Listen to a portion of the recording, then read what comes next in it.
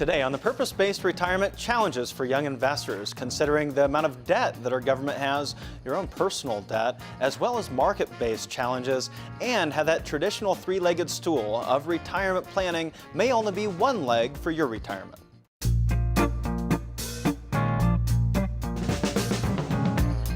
Welcome to the Purpose-Based Retirement with certified financial planner practitioner Casey Weade. It's not how much we make during the good times, it's how much we keep during those really bad times. Casey leads a team of financial advisors with decades of experience, helping families across the country retire with the confidence they deserve. The Purpose-Based Retirement assigns every dollar you've saved a specific purpose to meet a key retirement need. Whatever risk you faced, we've got a plan for that.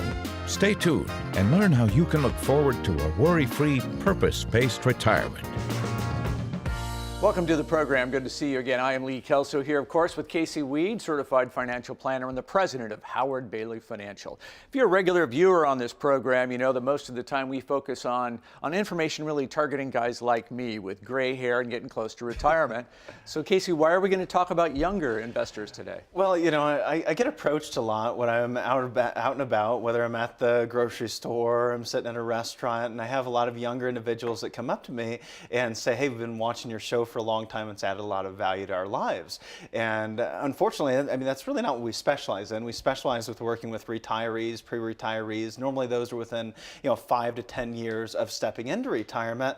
However, when I sit in my position, I'm a young investor. Like a lot of these young individuals that are coming up and saying they get a lot out of the program, and I'm sitting down with people that are going to be in a completely different situation than those young investors. And I know from that position I'm sitting in, I can offer a lot of value to young investors, saying, these are the things that your parents did that if you continue to do, it's not going to work out for you. There's a lot of different challenges that are going to face younger investors that their parents just didn't. And most of them are driving down the road looking in the rearview mirror and saying, I'm going to keep doing what mom and dad did. Yeah. However, the reality is that you are going to have a different retirement.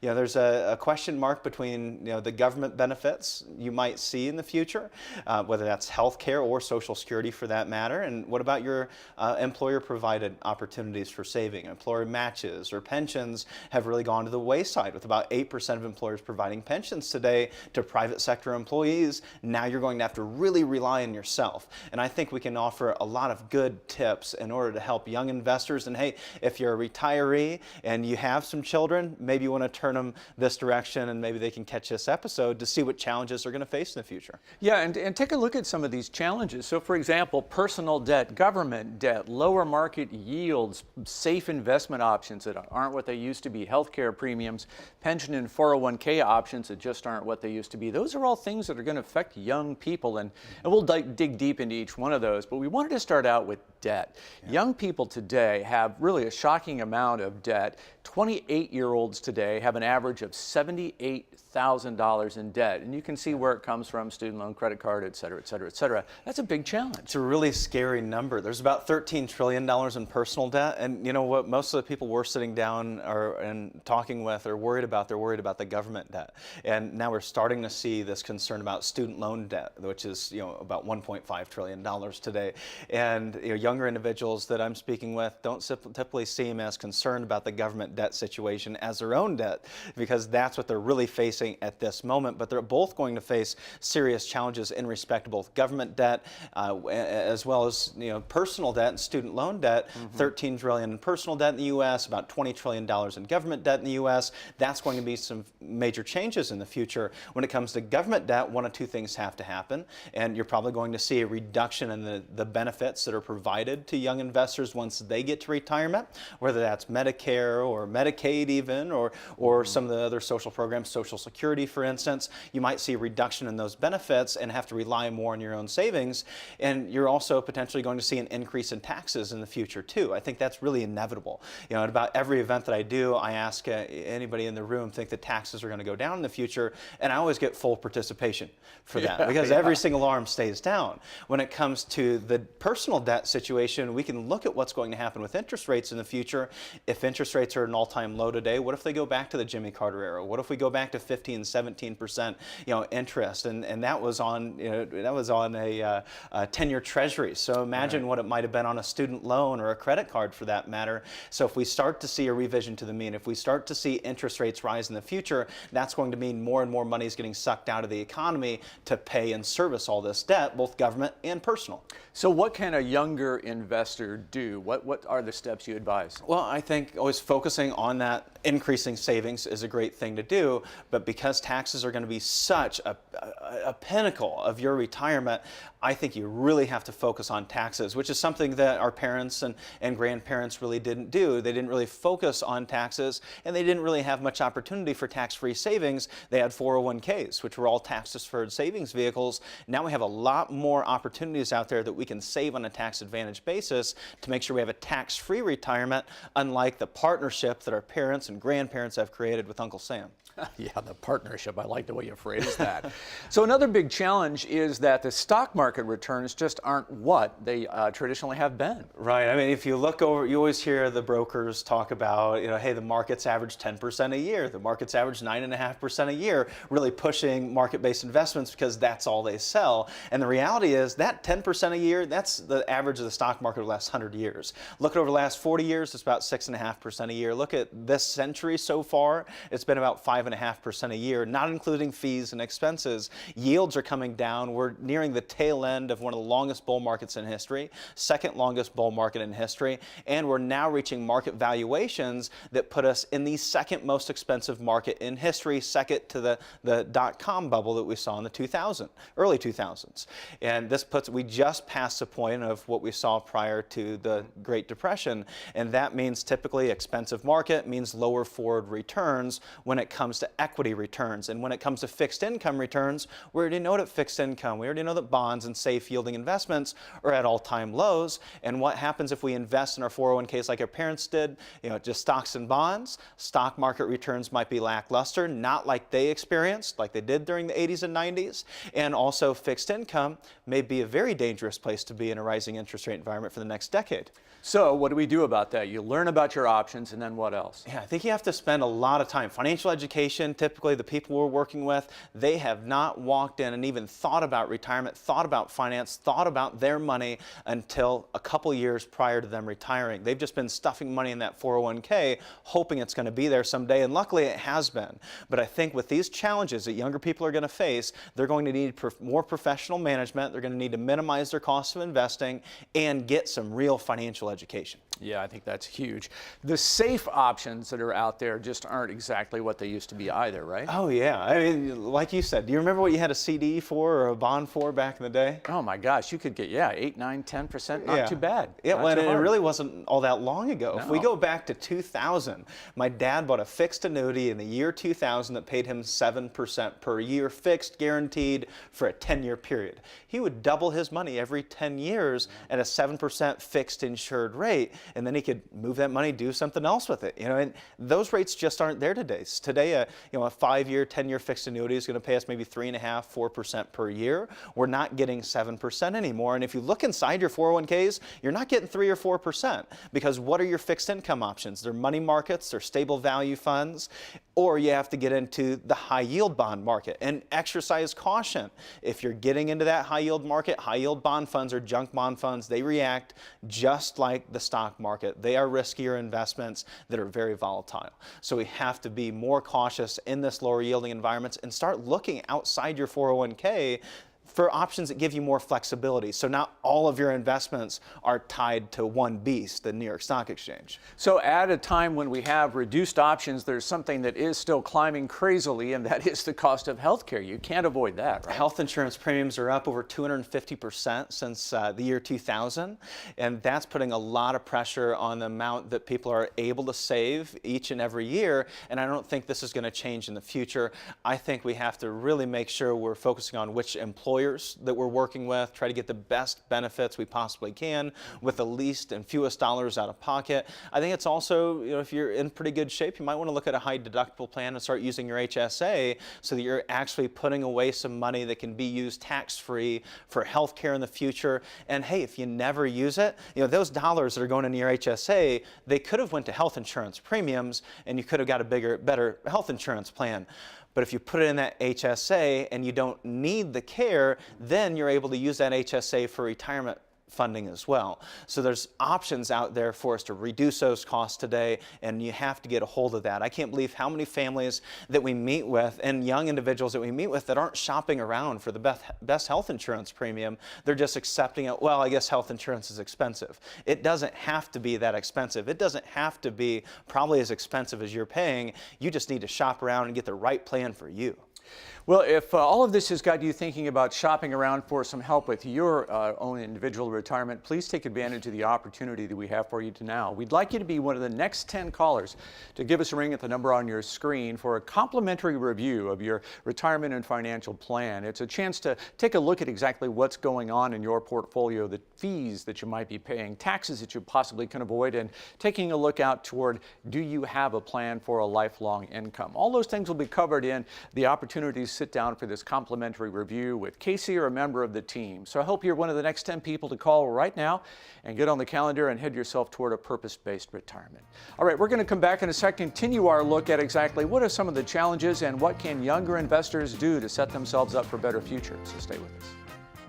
You need a plan to create the retirement you deserve. The first step is to tune in to the Purpose-Based Retirement Radio Hour with Casey Weade and Marshall Johnson. Saturdays at 11 a.m. and Sundays at 1 p.m. on WOWO 107.5 FM or Sunday mornings at 11 on 95.3 MNC. The highest educational achievement for a financial planner is the Certified Financial Planner certification. At Howard Bailey, all of our frontline advisors are CFP practitioners. Certified financial planners have been thoroughly vetted with the right education and experience to coach you through the complexities of your retirement. Getting to retirement, that's really the easy part. Find someone with what it takes to get you through this next stage of your life. Would your financial and retirement affairs benefit from a higher level of insight and care? Call us now to find out. If you're just joining us here on the Purpose-Based Retirement, we started the program taking a look at some of the challenges that young investors are facing, and Casey's going to walk that forward a little bit using an example of Russ and Katie, two people in different phases of life. That's right. We're going to start with Russ. Russ is like most of the people we work with. This might look like your dad. This might look like your grandparents. This might look like you, for that matter. Russ is 67 years old, and Russ spent 30 years working for B.F. Goodrich, and now he's finally going to take that step into retirement. Retired just last year on pension and Social Security, which covered most of his income needs, and then a 401k to fill in the gap. He's like your average retiree, enjoys fishing, playing golf, and spends a little bit of time, probably half his day, calling his kids just to check in.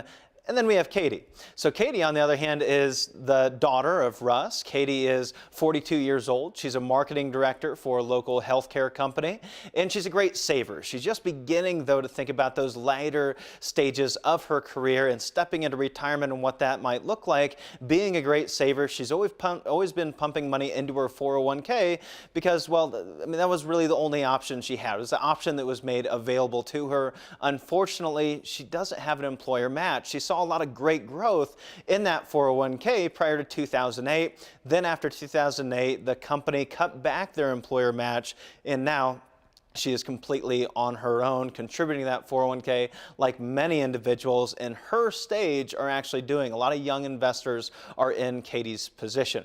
And what we want to do is start by understanding the major risks and identifying those individual risks that a young investor is going to face today. We're going to start with structural risks. We're also going to be discussing market risk and tax risk. And we're going to kick things off here talking about the first one, which is structure. Structural risk is really about the tools that we're using to ultimately get ourselves to retirement, their guidance that we're receiving along the way, and we're going to take a look at both Russ's structure versus Katie's structure and what needs to be changed due to some major changes that have occurred over the last few decades. We're going to start by looking at what is a traditional retirement strategy. For a lot of the individuals that we work with, as they step into our office, they're still looking at this three-legged stool of retirement. We're seeing fewer and fewer people that have all three legs of this stool in order to provide them with that healthy, stable retirement income that they're looking for. That three-legged stool, that traditional stool of retirement, was government-provided Social Security benefits and employer-provided pension benefits and also personal savings. And Russ had all three of these things. He mainly lived off of his pension and Social Security, and then he can draw off his 401k if he wants to take a vacation or fund any of his hobbies. Now, on the other other hand, we've got Katie looking at a completely different situation. Her three-legged stool is looking a little shaky. Why is that? When we look at her employer contributions, they're really non-existent at this stage. Maybe they come back at some point in the future, and she doesn't have a pension. If you're lucky enough to have employer contributions, you might look at that like a pension, but it's still not going to provide you with a guaranteed income you can't outlive like Russ has. He's got a pension provided by and funded by his employer that'll give him a guaranteed income for both his life and his wife's life, where Katie here will not have that same luxury. Not only that, she doesn't want to include Social Security into her plan. A lot of the younger investors that we meet with, they don't even want us to factor that into their retirement strategy. They want to be completely funding their own retirement because they're not sure that that Social Security benefit is going to be there in the future. They have to rely almost exclusively, if not exclusively, on their own personal savings. So, how can we save? If you're a young investor, where do you start and what are the different ways? That first way is a private pension. So if you're lucky enough to have a private pension, which only 8% of individuals that are employed privately have a pension, and you can see there the employer is holding up that nest egg. Alternatively, you can put money in your 401k. 401ks that are offered with a 6% or more match, a healthy match, are only 15% of 401ks, where both hands, both the employer and you are saving and putting and contributing towards that nest egg. Alternatively, unfortunately, 50% of individuals that are employed have no company-sponsored plan whatsoever, and they have to look for other ways to save. So what about Social Security? So when we pay into Social Security, that's how it is supported. If we think of Social Security like an IOU for dollars that you've paid into the Social Security system, and each one of those dollars that are being paid into the Social Security system are being used to repay current Social Security beneficiaries. You might have heard of Ponzi schemes that work like this from time to time, because Ponzi schemes work exactly like this, where we have new investors contributing dollars to pay back old investors. How do Ponzi schemes collapse? Well, now the older investors start withdrawing more of those dollars, and there aren't as many younger investors to pay back into the fund, and that looks a lot like Social Security. If we go back to 1960, we can see that there were 5 individuals paying into Social Security for every 1 retiree. In 2009, we've got 3 individuals that are paying into Social Security for every 1 retiree. And in 2020, it's projected that we have 2 people that are working for every 1 retiree. If you're not going to retire till 2040, what is that going to look like for you? Well, it's going to look like this. It's going to look like taking that 3-legged stool and trying to make it more stable by creating a nice big base of personal savings. And we're going to discuss ways that you can increase that personal savings in just a minute. Also, some other risks that you need to be focusing on along the way. So with all of that in place, it's important. I think the big message for me is you're just going to have to be prepared to carry a lot of the load of your retirement yourself. And the question is, how well prepared are you? Well, one way you can find out is to be one of the next 10 callers, to pick up the phone and ring us right now and get on the calendar for a complimentary review of your entire retirement and financial plan, a chance to figure out more about your money and are you on a good path? Are you paying more in fees than you should be? Taxes, and what about your long-term income needs? Are those being accounted for, and how you're currently saving? All things you'll review in this complimentary study of exactly what's going on in your financial plan when you sit down with Casey or a member of the Howard Bailey team. So I hope you're one of the next 10 callers right now to get on the calendar. All right, when we come back, Casey will continue his look at exactly what's going on with younger investors. But first, our question of the day for you has to do with the rate of return. What was the average rate of return for the stock market, the S&P 500, in the past 17 years? We'll have the answer when we come back. You need a plan to create the retirement you deserve. The first step is to tune in to the Purpose-Based Retirement Radio Hour with Casey Weade and Marshall Johnson. Saturdays at 11 a.m. and Sundays at 1 p.m. on WOWO 107.5 FM or Sunday mornings at 11 on 95.3 MNC. The highest educational achievement for a financial planner is the Certified Financial Planner certification. At Howard Bailey, all of our frontline advisors are CFP practitioners. Certified financial planners have been thoroughly vetted with the right education and experience to coach coach you through the complexities of your retirement. Getting to retirement, that's really the easy part. Find someone with what it takes to get you through this next stage of your life. Would your financial and retirement affairs benefit from a higher level of insight and care? Call us now to find out. Well, how'd you do with our question of the day? We asked about the average rate of return over the past 17 years in the S&P 500. Casey, which was the correct answer? You might think it's 13%, 11%, maybe 8.5% since we've had such a good years the last few years. However, the reality is the S&P 500 has only averaged 5.5% a year over the last 17 years. And we're going to take a look at what kind of challenge that is presenting for young investors in just a minute. What we've talked about so far when it comes to challenges facing young investors, we're talking about the three major risks. Number one, we're talking about structural risk. That is what your retirement's actually going to look like if you're 20 or 30 years from retirement. You don't have those employer-provided pension benefits. You may not have employer-provided matching contribution. You may not have enough health insurance benefits to carry you through the next few years and allow you to continue to put money into other savings vehicles. And there's a big question mark behind Social Security. So you're relying largely on your personal savings. That brings us to number two, which is the market, which is going to be the number one driver for most pre-retirees that are younger individuals today planning to retire at some point in the future, is market performance and how much juice they can get out of that retirement savings they're plugging away each and every year into their 401ks. What kind of exposure do you have to the market? There's a lot of different places that you can possibly stuff away dollars to save for retirement, whether that's your 401k, your Roth IRA, maybe you're lucky enough to have a Roth 401k, but look at where all those lines are drawn. Every single one of those lines drives right back to the market. Most young investors today have all of their investments tied directly to one beast, and that is the stock market. So what's that looked like over the last 17 years? If we look long term, we go back over the last 100 years, the market's averaged around 10% a year from a 30-year rolling average. The last 40 years, about 6.5% a year. And the last 17 years, just a little over 5% per year. And keep in mind that that doesn't include fees and expenses, which are typically 1 to 2% inside of a 401k, not to mention taxes that may be paid every year or will be paid someday on those funds. This means that the average investor of the last 17 years putting money in their 401k, if it was all going into equities, didn't earn a whole lot of interest, and 5%, 4% may not do it in the coming years if you're relying entirely on your own personal savings instead of relying on Social Security or relying on employer-provided benefits. What's the flip side of that coin? Well, it's fixed income. So inside your 401k, you have your stock funds and your bond funds, and this is what those bond funds have looked like over the last 15 to 20 years. If we look at where interest rates lie today, they're still at some almost all-time lows. We're seeing them greatly below long-term averages, and that's put a lot of pressure on that fixed income side of your portfolio.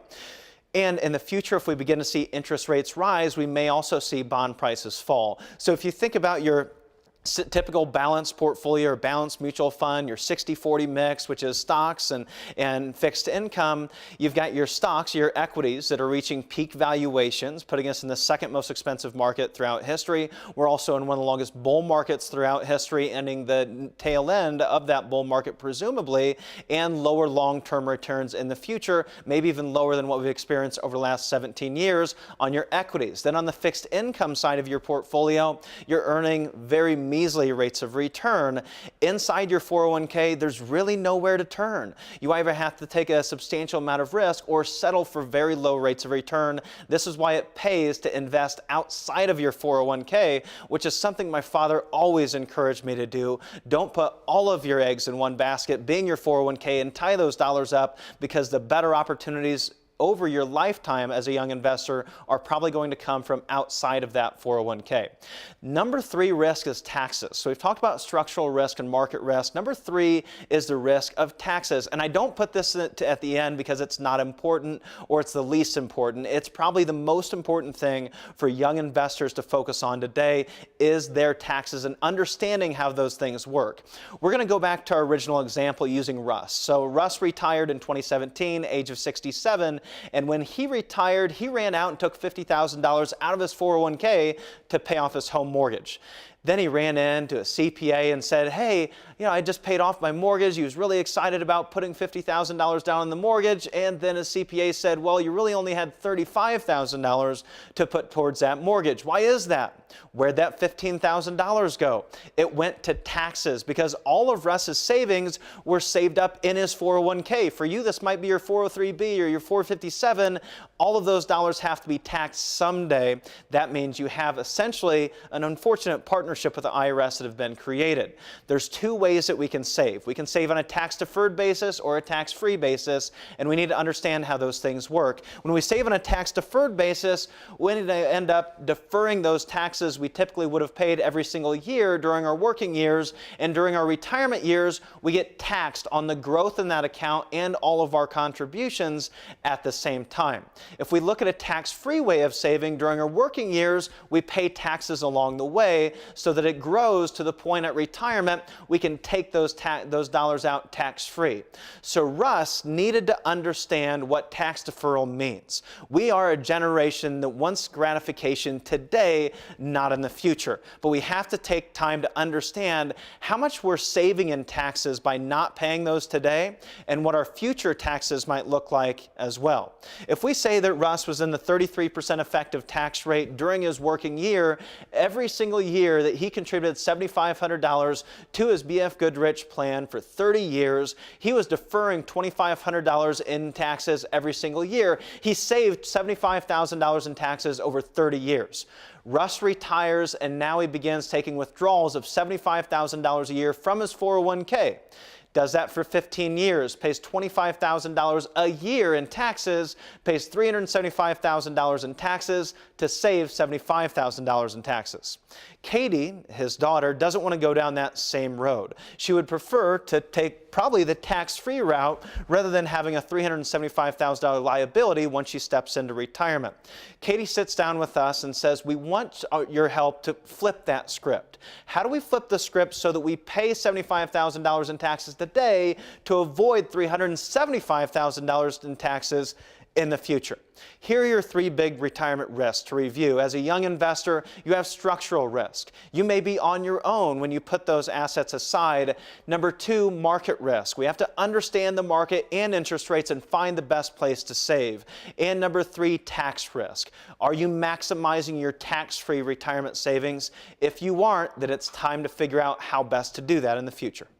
And I think that really is best done when you have the help of someone who pays attention to this day in, day out, someone like Howard Bailey Financial. That's why I hope that you'll be one of the next 10 people to pick up the phone and give us a call right now to get on the calendar for a complimentary review of exactly what's going on in your retirement plan, taking a look at fees and expenses, and are you sheltering taxes and all the opportunities that are available to you? What about income provisions, health care?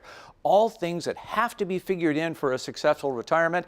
You may not be thinking about them, or the person you're working with may not quite be up to speed on all those issues. So that's why I hope you'll be one of the next 10 people to call Howard Bailey Financial and get on the calendar for a review to find out exactly what's going on in your retirement plan and make sure you're headed toward a successful purpose-based retirement. You can always visit thepurposebasedretirement.com to get a copy of Casey's latest book, which is called The 2018 Guide to Maximizing Retirement Efficiency. And there's much more there as well, so I hope you'll drop by thepurposebasedretirement.com or join us at this same time next week.